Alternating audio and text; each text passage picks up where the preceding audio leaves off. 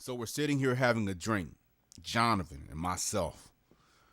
And he continues telling me this crazy story of why he believes that he could be DeMarcus's daddy. The radio alarm rings. Dring, 6:15 a.m. Damn! That's what Jay says. Demitry rolls over, hits the snooze button, and then continues snuggling with Jay. Jonathan's smiling as he's talking about snuggling with her. I'm like, hey man, focus. Tell me the rest of the story.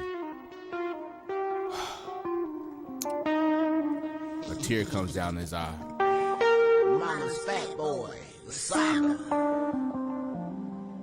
Act 5, dreaming. Through hurt and pain, can't stop dreaming.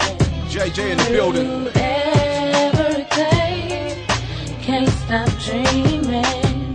No more to say, just don't stop dreaming. Dreams pave my way, so I'm still dreaming. Who like how age did you, huh? I jump up, I grab him, I shake him. I say, no, man, we ain't doing this. None of that crime mess. None of that crime mess. No mercy for a crying man. He says, Demitry.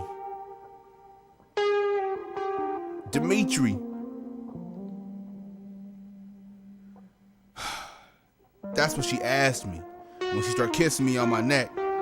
And then she threw my leg in the air. We haven't seen Asia or Mark in the last 3 weeks. Why would you bring them up? That's what Jonathan told me he said to Demitry. He's saying that as he's yawning and stretching. In my mind, I'm thinking, man, I didn't know Demitry was a freak like that. You call her name in your sleep, you know. Jonathan said Demitry kept talking as she grabbed his genital, and then she buried it in the back of her throat. Man, Demitry? Jonathan told me he attempted to stop Demitry, but, we both agreed that sometimes you had to let things run their course. And, in his mind, he kept saying he didn't call her name. But if this is the response that Demitry gave, if she thought that he called Asia's name, hell, I wouldn't have stopped either. Well, anyway, Demitry then begins teabagging, and she pauses and looks up at him and says, nobody can have you unless I say so. Jonathan told me when she said that, he knew he was in trouble. His legs were in the air, and then she took her tongue and she shoved it in his... That.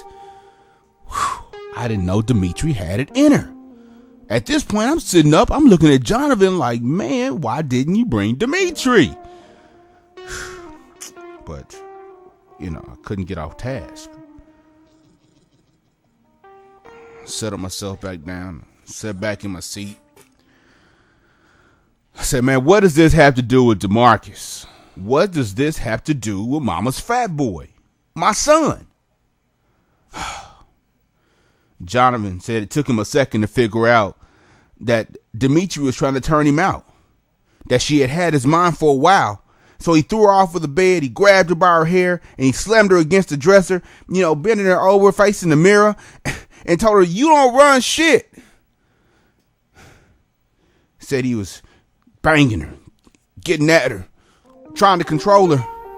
Oh. And he can hear it even now when she said, oh, yes, Daddy. Jonathan thought he was in control of the situation, but it seems that his situation was still getting worse. It had been 3 weeks since the hospital incident. He hadn't seen Asia or Mark in over 3 weeks. He had kept his composure, but still there was something else on the horizon. More trouble. In the high-rise downtown, the doorbell rang and Chief looked in the monitor to see who was at his suite so early in the morning. It was just about 7:15. Chief smiled and proceeded to push the entry button. As the door opened, Chief sat down on the leather easy chair. His robe fell open, exposing his manhood. He says, it's a surprise to see you. Jonathan just kind of shrugged when he said this. And I looked at him because I didn't understand what he was saying. He says, who is this with you?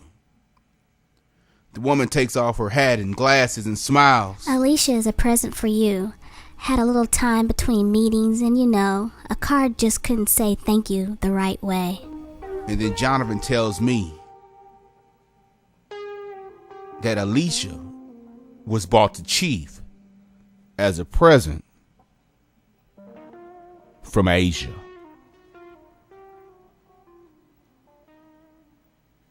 My baby sister Alicia. Oh, I had to get my mind around this. Jonathan's telling me that Asia is the root of all evil. That's what he's telling me. And then I get a text from Asia saying she'll be here in a minute. Oh, we gonna have to talk.